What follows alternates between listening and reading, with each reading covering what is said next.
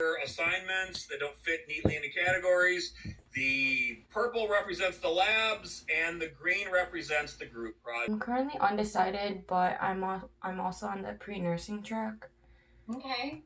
English is also good. Hi class, good morning and happy Friday.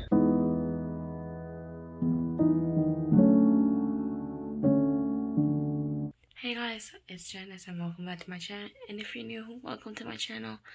So for this week's video, I've decided to film my first week of summer school. Yeah, I'm starting summer school tomorrow, June 14th. And my first class is at 9 a.m. I'm gonna have a good night's rest and I'll see you guys in the morning. Okay, bye. See ya. Yo, I have my breakfast. Got some oatmeal with strawberries. Hi, my name is Janice. I'm a first year student at u.s.a.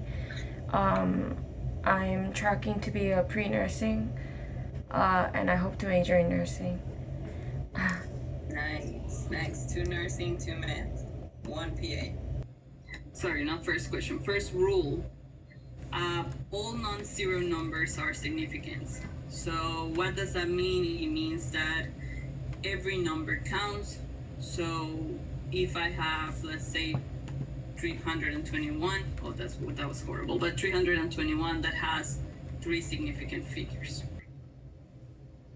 I'll start by explaining to you some of the stuff that I mentioned in the syllabus, but not all, and then I'll start with the lesson. Saturday, I included some of the group project dates on here as well. I have them color-coded. The red represent the quizzes. Every week there'll be a quiz. The blues represent other assignments that don't fit neatly into categories. The purple represents the labs, and the green represents the group project. So you can see every week, this is what will be due and when it's due. Okay, so every week on Friday, there will be a quiz. Okay, now normally how classes have been run since time started has been you've got 3 or 4 exams during the semester and then a final that doesn't really work that well online. So instead of that, instead of having bigger exams, we're having weekly quizzes. Janice. Hi, my name is Janice. My pronouns are she and her. I'm currently undecided, but I'm also on the pre-nursing track. Okay. English is also good. Something uninteresting about me is I like to listen to music. You cut out a little bit. I heard music. Music? I like listening to music. Oh, you like listening to music. Do you have a particular...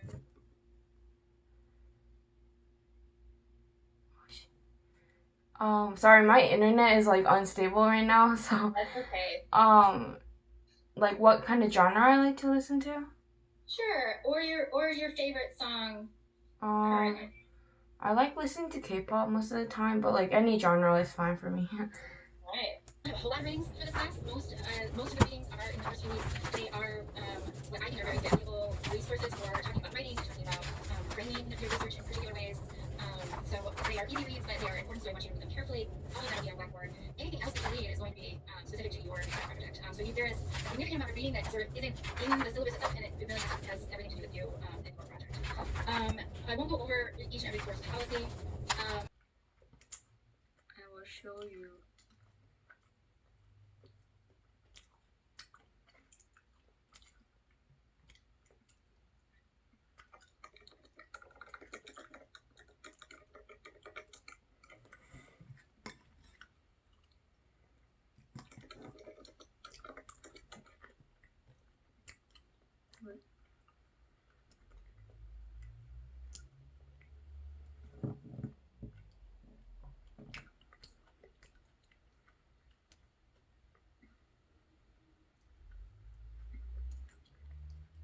So this is the interface you will see in LabFlow because I am a TA, so I will be so this interface will be the same as yours.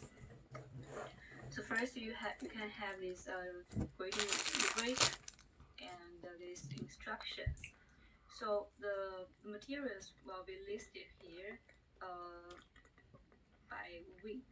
So you can see week 1 and week 1 Monday, Tuesday, Wednesday, Thursday, and then week 2, week 3. So they are listed here. You can find anything needed for your lab.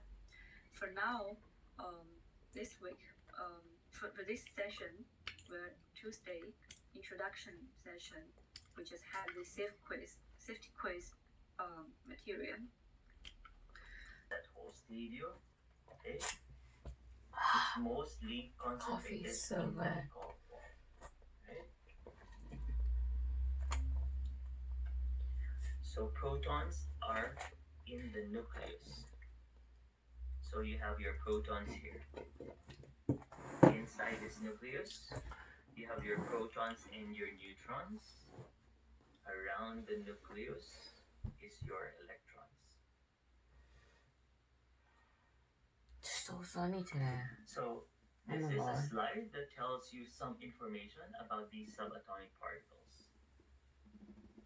But more importantly, proton has a relative charge of 1 plus. Neutron is neutral, so it has 0 charge. Electron has a relative charge of 1 minus. So this is what I want you to remember from this slide. And in the previous slide, I showed you that in the nucleus is where you'll find the protons and neutrons. And around the nucleus, outside the nucleus, would be your electrons. So P plus signifies protons, n raised to the 0 is neutron, and E negative is electrons. Alright, so let's learn about periodic table and what information we can get from the periodic table. To understand difficult passages of this kind, you need to translate them into your own words. To build a bridge, in effect, between the passage's unfamiliar terms and ones more familiar to you. Building such a bridge should help you connect what you already know to what the author is saying, and will then help you move from reading to writing, providing you with some of the language you will need to summarize the text. One major challenge in translating the author's words into your own, however, is to stay true to what the author is actually saying, avoiding what we call the closest cliché syndrome, in which one mistakes a complex idea for an author's more complex one. The work of complex writers like Butler, who frequently challenge conventional thinking, cannot always be collapsed into the types of ideas most of us are already familiar with. Therefore, when you translate, do not try to fit the idea of such writers into pre-existing beliefs, but instead allow your own views to be challenged. In building a bridge through the writers you read, it is often necessary to meet those writers more than halfway. So what, then, does Butler's opening say? Translating Butler's words into terms that are easier to understand, we can see that the first sentence says that for many feminists today, the indeterminacy of gender, the inability to define the essence of sexual identity, as well as the end of feminism, that for many feminists, the inability to define gender, presumably the building block of the feminist movement, means serious trouble for feminist politics. In contrast, the second sentence suggests that this same trouble needs not be thought of in such negative terms, that the inability to define femininity or gender trouble, as Butler calls it in her book's title, may not be such a bad thing, and, as she goes on to argue in the pages that follow, may even be something that feminist activists can profit from. In other words, Butler suggests highlighting uncertainties about masculinity and femininity can be a powerful feminist tool. Pulling all these inferences together, then, the opening sentences can be translated as follows. While many contemporary feminists will undermine feminist politics, I, Judith Butler, believe that this uncertainty can actually help strengthen feminist politics. Translating Butler's point into our own book's basic move. They say that if we cannot divide women, feminism is in big trouble, but I say that this type of trouble is precisely what feminism needs. Despite its difficulty, then, we hope you agree that this initially intimidating passage does make sense if you stay with it. We hope it is clear that critical reading is a two-way street. It is just as much about being open to the way that writers can challenge you, maybe even transform you, as it is about questioning those writers. And if you translate a writer's argument to your own words as you read, you should allow the text to take you outside the ideas that you already hold and to introduce you to new terms and concepts.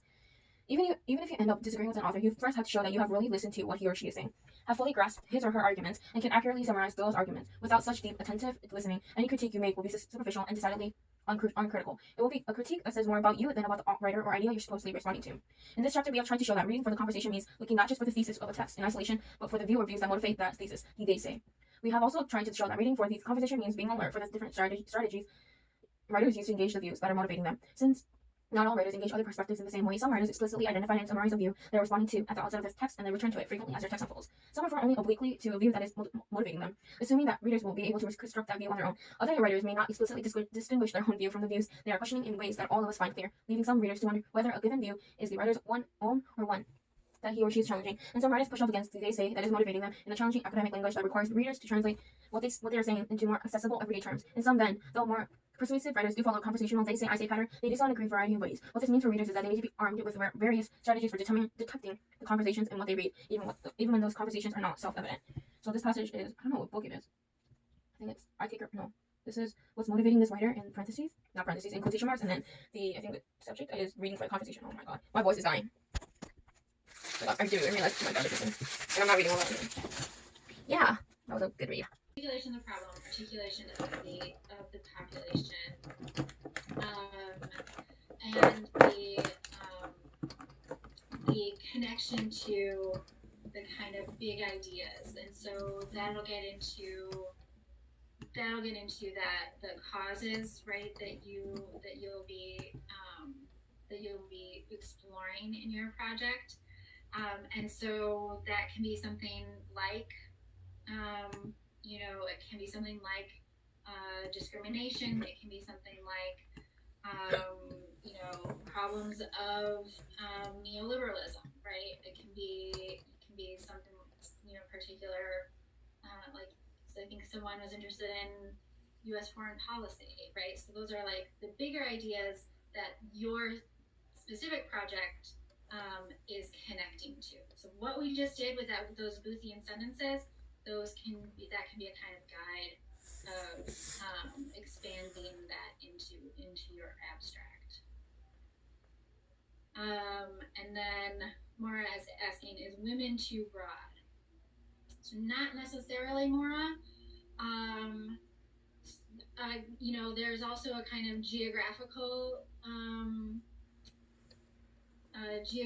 boundary in your projects as well. So women across the world, would be too broad, but if you're thinking about it, it's a problem in the context of the United States. Women in the United States can be a perfectly fine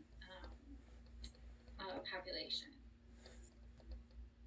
Linear regression to find out the relationship between these two variables, because our goal of this experiment initially is to find out the relationship between these two variables. In order to do that, we first we control the independent, and then we observe the change on dependent variable, and then we plot it using linear regression to find out the linear relationship. Here is marked in this plot. Okay, so how do we determine the linear fit? So here we use linear regression by least square analysis. So this is built in any plotting software. As long as you click button to ask it to have a linear fit for you, so they will calculate the best fit line. The closer your linear fit, the better your linear fit will be. So, and also for your linear fit, you also have your slope and y-intercept. For the uncertainty of the slope and y-intercept, you use the least 6 figures in your data as a rough guide. That's my breakfast. It's currently 8. So here's another example of this linear fit. So here you have your linear equation, y equals to mx plus b. Here the m is the slope and b is the y-intercept. And you have your square, r square. Here is this number, which represents how good the linear fit is. 1.0 is a perfect fit, and the lower it is less certain. So there are also a video in lecture about plotting data in Excel. If you're not using Excel, but if you're using like Google Sheet, you can also find the menu by browsing internet. And make sure always plot your data first in scatter chart and label your chart. The chart, both the chart and axis and unit. Here are the requirements for the graphs in your laboratory. So first, your this plot graph, the size needs to be about half page, and all text font must be large enough to be read. And you need a title centered on the top, and both x and y axis labeled, scaled, and with a unit. And for linear fit, you have to put your linear fit equation and r square with with the data. And also you need to choose a symbol for data point. If you have multiple sets of data, you need to use different symbols and include a legend box to differentiate them. 이따가 만나요. And also in your slope and y-intercept in the encapsulation, 뜻조지가 없어. you need to carry the least 6 figures as in the data. And when you submit your image or file, you submit as PDF.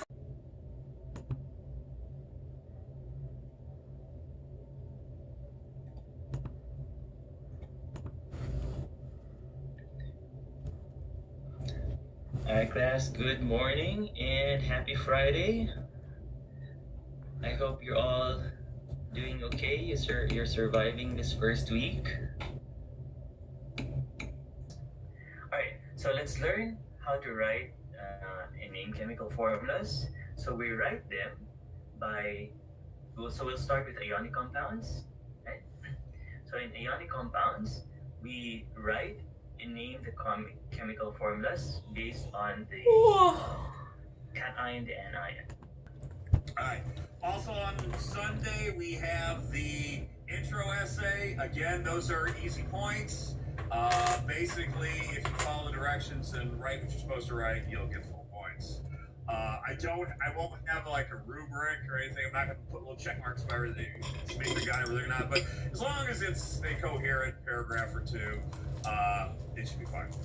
There is a lab safety. If you have turned in a lab safety as of 11 o'clock this morning, it should be graded, and you should see that grade blackboard. So I'm just trying to get ahead of the grading. So if you turn it in and you don't see a grade, email me. Something could have gone amiss. There are several people who I'm seeing are partially done, and that can mean they looked at it and said, oh, okay, I'll do this later, which is fine. But because it's not due till Sunday. But again, if you think you have completed it as of 11 o'clock this morning, so not the last hour, but and you don't see a grade, send me an email, we can take a look at it. So this is the one and only time we're going to use this website. It is not fun. It's not fun for you to do the labs. It's certainly not fun for me to grade the labs. So once we get through that, everything's good. Yes, you have to complete the lab safety contract. I'll be honest with you. I'll be completely honest with you because you have ones that are showing up. That is the only thing that I care about. Okay? Everything else is important, but the lab safety contract, you need to fill that out. Professor, how do we access the lab safety contract? Because I accidentally deleted it when I was watching the Panopto lecture videos. And I don't know. That's in the assignment. Oh, okay. I thought it was. The lab safety contract is actually it's experimentation part 4 or something like that. It's a big long thing. So you just gotta put an X in the 2 little boxes that say you read it. Oh, I thought it was our name and then we have to keep bias when we do our labs. They put under our cell phones or something. I don't know. It was some type of paper. No. Okay. What you're talking about, but it's not read about, but that's not it. So. We have a lot of boxes that has like sign, like I put my initials. I don't know if that was what we're supposed to do. Yeah, it's fine. Yeah. Initials and anything's fine. It is in Blackboard. Okay, let's take a look at this. We're at Blackboard. Is right here, the Adopt a Scientist worksheet. So the list of scientists is here, and then here's the worksheet.